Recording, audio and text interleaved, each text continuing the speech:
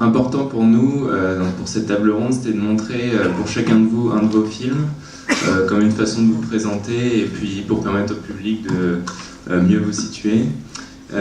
Étant donné qu'on a un temps très réduit, pour à la fois pouvoir tous vous entendre et pouvoir permettre au public d'intervenir, on va vous poser une seule question à chacun.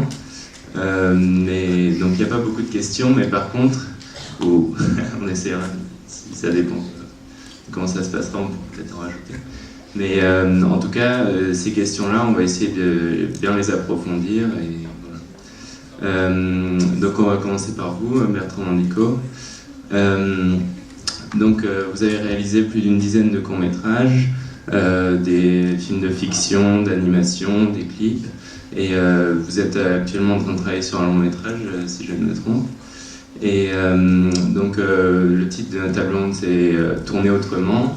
Et nous voulions vous demander en quoi Living Still Life porte la trace de cet autrement et comment. Et en l'occurrence, y a-t-il des éléments qui ont été trouvés à partir de contraintes économiques, techniques ou artistiques?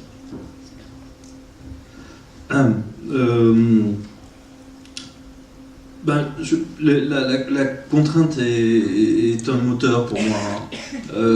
Souvent, c'est pas que j'aime les dogmes, mais je m'impose pas mal de contraintes et ça me motive à passer entre les mailles des contraintes. Bon, les contraintes économiques, on en a toujours. Là, c'était le cas, même si j'ai quand même eu un peu d'argent. J'ai voulu tourner en 35 mm. Par exemple, ça c'était une contrainte parce que il a fallu que je sois relativement économe sur ce que je tournais, donc relativement précis. Et puis une autre contrainte par exemple, c'est que je ne prends jamais de son pendant mes films, donc je reconstitue les bandes son après en post-production. Donc ça c'est une contrainte qui est également présente dans ce film. Et puis j'ai pas mal travaillé sur des films en noir et blanc et je voulais à tout prix avoir une approche de la couleur très particulière parce que ce film, même si ça ce n'est pas dit franchement, se passe dans un monde contaminé et je voulais que le mal passe par la couleur. Et mon idée était de travailler sur une idée de Technicolor malade. Alors avoir vraiment une empreinte studio très très très forte. Enfin, c'est mon film le plus hollywoodien que vous avez vu ce soir, enfin cet après-midi. Et du coup, c'était tordre le cou à la couleur, aux extérieurs, parce que une autre contrainte, c'est que je n'aime pas la post-production. Enfin, je n'aime pas travailler avec des gens qui sont derrière des ordinateurs et qui ont souvent mauvais goût. Donc je préfère assumer mon mauvais goût au tournage. Et donc ce que je voulais avoir, enfin disons que je voulais voir à la prise de vue ce qu'il y aura ensuite sur l'écran.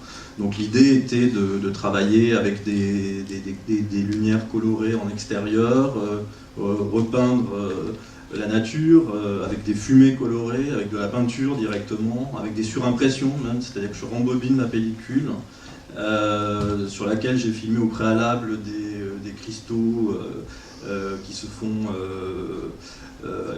allumer comme ça par des éclairages. Bref, enfin toute une tambouille qui me permet d'obtenir ce type d'image et de couleur. Bon, voilà, ça c'est une contrainte par exemple.